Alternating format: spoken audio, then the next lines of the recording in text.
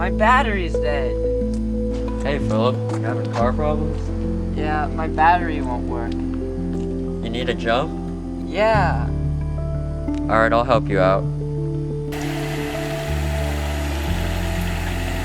When you're a new driver, always be prepared.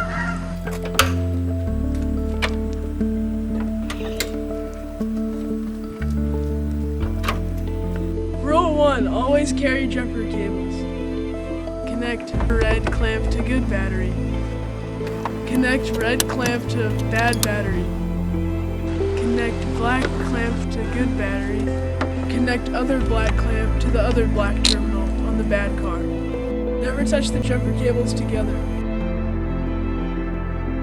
While it makes more sense to hook the negative cable end to the negative terminal of the discharged battery, it actually adds to the possibility of explosion.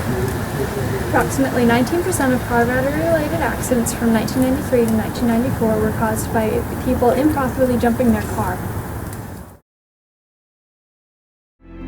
Once you've started the car, let it charge for about 5 minutes, and then you're ready to go.